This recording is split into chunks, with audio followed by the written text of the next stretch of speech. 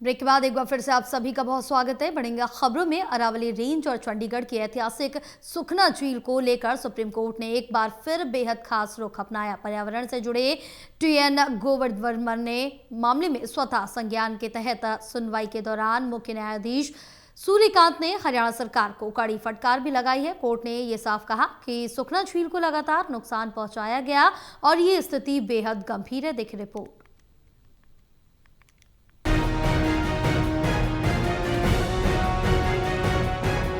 Aravalli range और चंडीगढ़ की ऐतिहासिक सुखना झील को लेकर सुप्रीम कोर्ट ने एक बार फिर बेहद सख्त रुख अपनाया है। सुनवाई के दौरान मुख्य न्यायाधीश सूर्यकांत की अध्यक्षता वाली पीठ ने तीखी टिप्पणी करते हुए कहा कि आखिर सुखना झील को और कितना सुखाया जाएगा।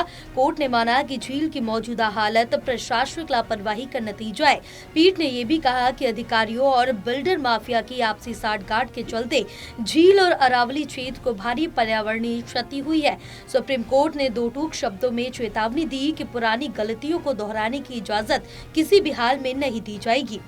कोर्ट ने यह भी स्पष्ट किया है कि इस मामले में अब नई याचिकाएं दाखिल करने की जरूरत नहीं है, क्योंकि पूरा मामला पहले से ही सुप्रीम कोर्ट के स्वतः संज्ञान की जरूरत नहीं है क्योंकि पूरा मामला पहले से ही सुप्रीम कोर्ट के स्वतः संज्ञान के तहत विचाराधीन है। अलग अलग याचिकाओं के जरिए मामले को उलझाने की कोशिश को कोर्ट ने सख्ती से खारिज कर दिया। इसके साथ ही एमिकस क्यूरी को निर्देश दिए गए हैं कि वे सुखना झील और अरावली रेंज की वर्तमान स्थिति, अतिक्रमण, निर्माण कार्य और पर्यावरणीय नुकसान पर एक विस्तृत रिपोर्ट तैयार करें। कोर्ट ने यह भी कहा कि पर्यावरण संरक्षण की निगरानी के लिए बनने वाले हाई पावर कमेटी के लिए उपयुक्त और स्वतंत्र सदस्यों के नाम भी सुझाए जाएं।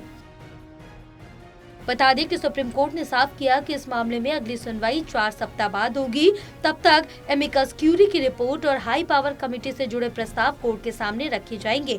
बहरहाल कोर्ट की सख्त टिप्पणियों से संकेत साफ है कि सुखना झील और अरावली रेंज के संरक्षण को लेकर अब किसी भी तरह की ढिलाई बर्दाश्त नहीं की जाएगी और पर्यावरण को नुकसान पहुँचाने वालों पर कड़ा एक्शन तय माना जा रहा है।